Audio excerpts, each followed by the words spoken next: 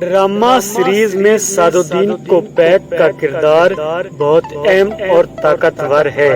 یہ درست ہے، سعد الدین کوپیک الہ الدین سلجوق اور غیاث الدین سلجوق کے دور میں اہم شخصیت تھا۔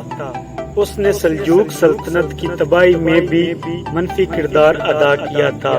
وہ انتہا درجے کا سازشی، حریص، چالاک اور منفی شخص بھی تھا۔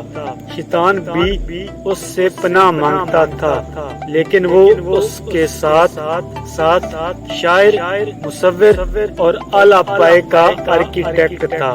اس نے سلطان الہ الدین کا ذاتی محل تعمیر کیا تھا۔ تاہم یہ درست ہے، غیاث الدین سلجوق کے زمانے میں اس کا سر اتار دیا گیا تھا، لیکن یہ کام ارطغرل نے نہیں کیا تھا۔ سعد الدین کو سلطان کے حکم پر قتل کر کے اس کا سر محل کی دیوار سے لٹکا دیا گیا تھا۔ ڈرامہ سیریز میں یہ کردار ترک اداکار مراد گیریپا اوگلو نے ادا کیا اور کمال کر دیا۔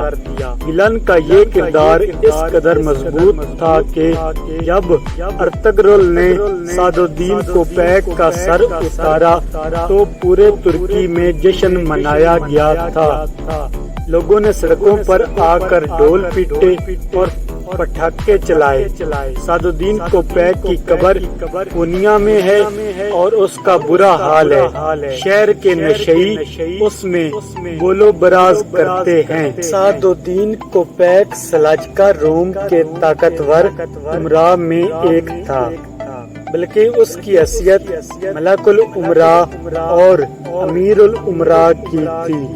اس کے ذریعے متعدد فتوحات حاصل ہوئیں۔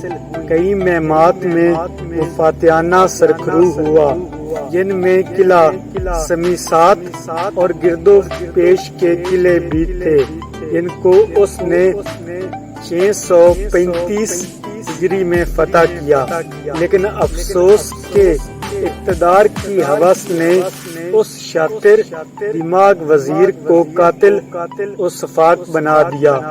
اس کے سر میں امیر سے سلطان بننے کا سودا سما گیا، جس نے اس کو چین سے بیٹھنے نہ دیا، اور اس مقصد سے اس نے دشمنوں سے ساز باز شروع کر دی۔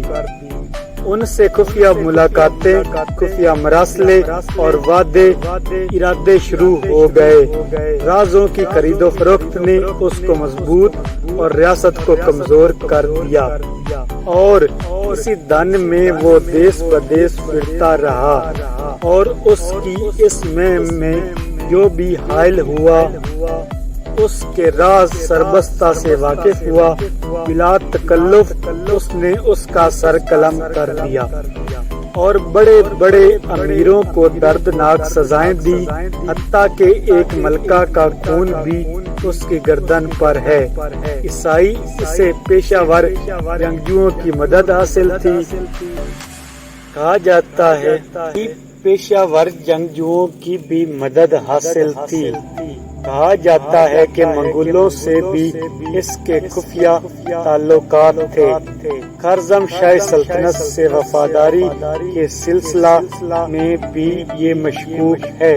کوپیک بڑا شعری گفتار، ملنسار، درد مند اور دریا دل تھا۔ وہ عدالتی منتظم، بیوروکریٹ، وزیر تعمیرات اور شکار کا ذمہ دار تھا۔ اسی لیے اس کے نام کے ساتھ امیر السید و تعمیر لکھا جاتا ہے۔ وہ فن تعمیر میں بھی بلا کا ذوق رکھتا تھا۔ پونیا کا عالی شان سرائے خان زازالدین اسی نے بنوایا تھا۔ اسی نے بحیرہ بے شہید کے جنوب مغربی ساحل پر پونیا سے 100 کلومیٹر دور آباد محل کی تعمیر کرائی۔ افسوس کہ اس وزیر شکار نے جنگلی جانوروں کی بجائے معزز انسانوں کا شکار کیا اور تعمیر کی بجائے تقریب کاری میں مصروف رہا۔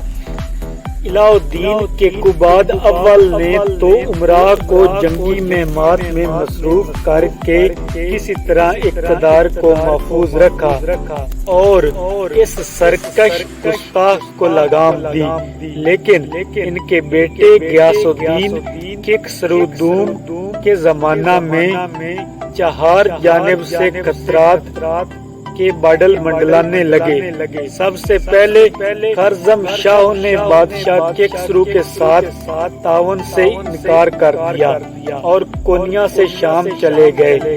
سلطان نے قوت بازو سے انہیں زیر کرنا چاہا لیکن ناکام رہا۔ اس سے آپسی انتشار و اختلاف اور کشیدگی میں دن بدن اضافہ ہوتا گیا۔ اس موقع کو سعد الدین کوپیک نے غنیمت جانا اور بادشاہ کے دل میں ان کے خلاف زہر بھر دیا۔ پھر سپہ سالار کمال الدین کامیار پر تنقید شروع کر دی، جو اپنی فوج کشی کے ذریعے خرزم شاہ کو دوبارہ واپس نہ لا سکے تھے۔ بادشاہ اور سپہ سالار کو ایک دوسرے سے بدگمان کر کے داخلی انتشار سے فائدہ اٹھاتے ہوئے کوپیک نے خود اقتدار پر قبضہ کرنے کی نیت سے اپنی تاج پوشی کی تیاری شروع کر دی اور جو بھی اس کی راہ میں رکاوٹ بنا اس کو دیکھ کرنے سے دریغ نہ کیا۔ اس خاکہ میں رنگ بھرنے کے لیے پہلے تو اس نے بادشاہ کی انگوٹھی حاصل کر لی جو مور کا بھی کام کرتی تھی۔ اس کی ماں سلطان کے قباد کے والد غیاث الدین کسرو اول سے نکاح کے بغیر ہی حمل سے رہی تھی۔